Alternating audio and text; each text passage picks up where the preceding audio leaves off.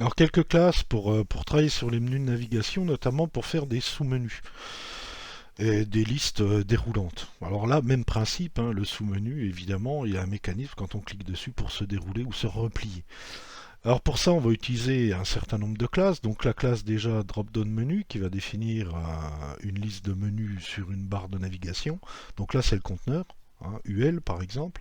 Et puis pour chacun des LI, ben, on va y mettre le drop-down item pour dire qu'ils sont liés à ce menu-là. Et ensuite, on va intégrer une interactivité pour ouvrir ou fermer le sous-menu avec la classe drop-down au niveau du conteneur, donc celui qui contient évidemment les items. Enfin, on va utiliser un lien A, enfin un lien hypertexte, hein, pour pouvoir créer le mécanisme, qui lui va contenir la classe drop-down toggle pour mettre en place le mécanisme d'ouverture et de fermeture, hein, ce genre va-et-vient. Hein. Et puis, il contiendra l'attribut data toggle pour faire un drop-down sur le lien, et ce qui permettra, bah, quand on clique dessus, il est fermé de l'ouvrir et inversement.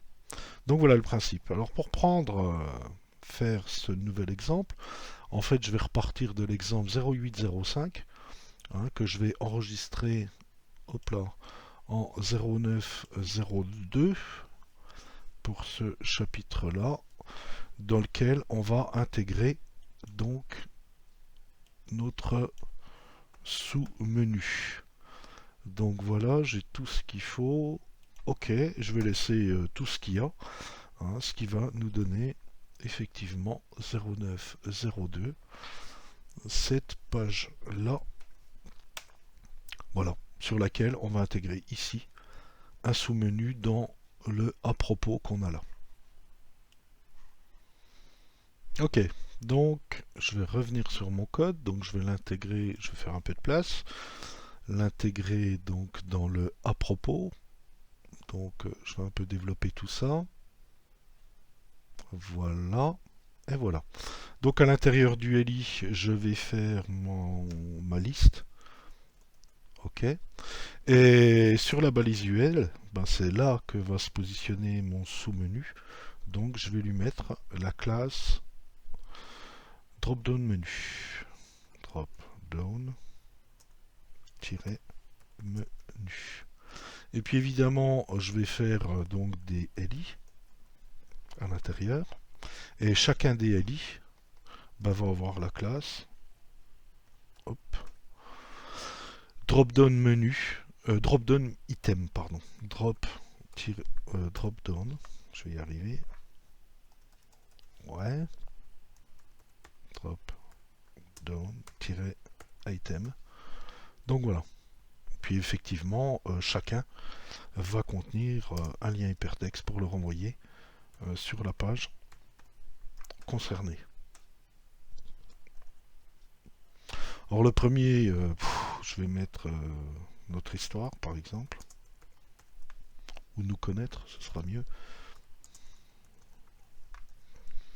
Notre histoire, ça fait un peu académique quand même. Ok. Bon. Et puis, je vais en mettre deux autres. Ok, le deuxième, je vais mettre l'équipe.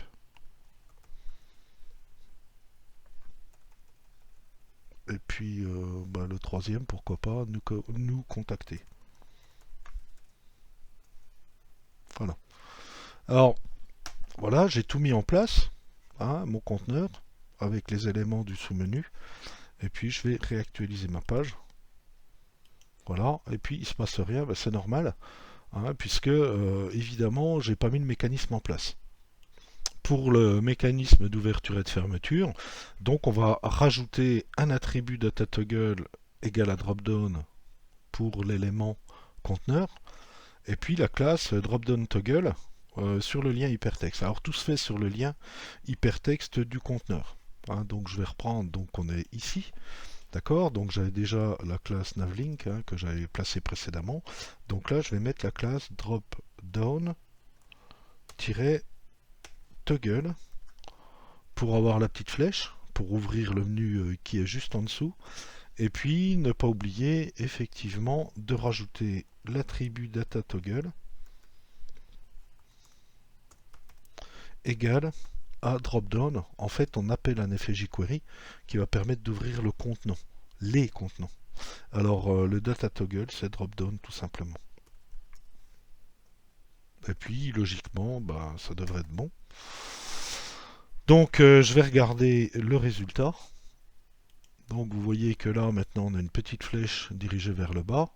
Et puis, j'ai ici mon menu, effectivement.